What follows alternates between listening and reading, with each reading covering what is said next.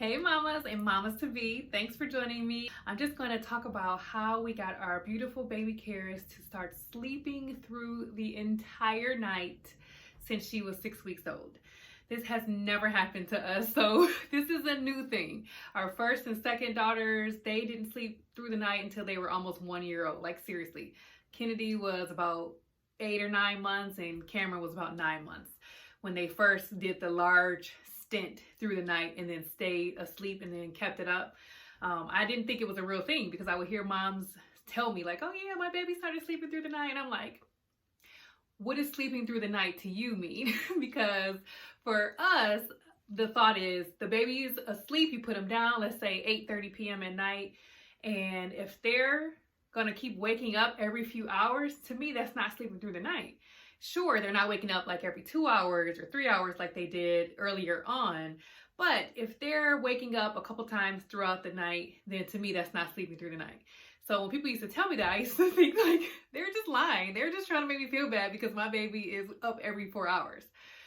But now I know it's a real thing. It's a possibility. And so today I just want to share what Kelvin and I have done to get baby Karis to start sleeping through the night ever since she was 6 weeks old. Step one is just making sure that baby's environment is conducive to them sleeping. She has a little baby bed you guys saw in one of my prior videos, and we keep that in our bed. We have a really big California king size bed, and so she sleeps in between us. And I'm really big on that. You guys, if you're a mom or a parent, you've heard of SIDS, and it's frightening, the thought of it. And so you don't want to be that parent that suffers from that experience. And so for me, like, I just need my baby next to me for the first few months of their life. So with Kennedy, she slept between us until she was 4 months, and then Kelvin kicked her out with the quickness. Cammie slept with us until she was 6 months, and then we put her in her room in her crib. And so we're probably going to do the same thing with Karis. But again, I'm just big on at least that first 4 months having that baby right next to me. And it can be in a bassinet in your room. I do have a bassinet where she'll probably start sleeping from now on. But I really got to have that baby close so that I can check on him or her. For me, it's always her. 3 girls. Throughout the course of the night. And so I'm up every few hours because I either have to nurse her or pump anyway. And so I just want to make sure I can hear her breathing, and if she's moving around, I want to know. I want to be there and I want to know. So with Karis, in the beginning, we were trying to swaddle her. We are not the best swaddlers, I will admit. And so she would bust out of that bad boy so fast that it was almost pointless. Even the Velcro ones, y'all, like where you put them in and you have the Velcro that crosses one time, Velcro crosses the second time, and even upward. Yeah, she gets free of that as well. So we don't know what we're doing apparently with the swaddle game. Sorry. But in the beginning, we were swaddling her and she was okay with it for that first month. And then once she hit about 5 or 6 weeks, she was getting out of that thing. And so we make sure she has on nice warm pajamas, that she's not too hot. We have a blanket on her as well. And that's it. No pillows, nothing else that can interfere with her breathing or with her space.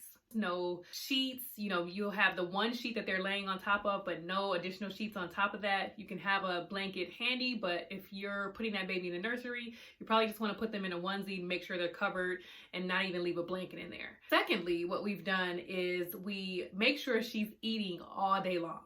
And so I'm either nursing her or giving her a bottle every couple hours. And when they're first born, they need that milk every 2 hours, 2-3 hours. She's bigger now. She doesn't necessarily have to have it that often, but we purposely feed her that often so that she can get full during the day and that can carry her over into the night. With our firstborn, we just were not good with feeding her throughout the course of the day, all day long.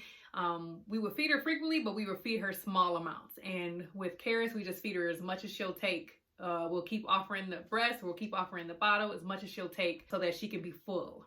The third thing is when it's almost time for her to get to sleep, we make sure that there's a little gap between the last feeding and then the next feeding. So all day long, she's just pretty much drinking all day.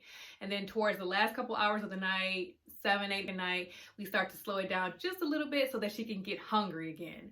And then we give her that really big, good feed. When it's bedtime, she goes to bed on a full tummy. And that's been working tremendously to just get her to sleep. And she, I swear to y'all, sleeps 10, 11 hours straight through the night. Glory to God on high, okay?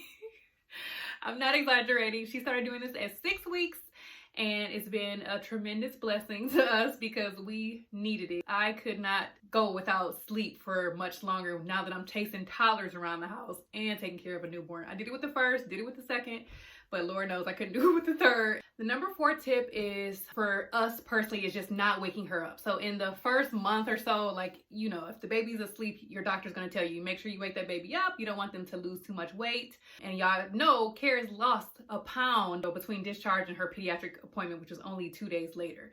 And so, we were making sure in the beginning that if she was asleep, that we would wake her up to make sure she was eating. Now that she's bigger, she gained her weight, she's had her doctor's appointments and her follow-ups, she's gaining very well. We asked the doctor if that was okay at her last appointment, and the doctor said yes. So we're not waking her up anymore for feedings at night. We are letting her sleep, and as I mentioned, we're just feeding her consistently and with large quantities throughout the course of the day. So which large quantities? If we're doing a bottle, then we'll give her maybe 6 ounces. With the breast, you don't always know how much you're expressing, but she'll wake up and she'll take 6 ounces straight.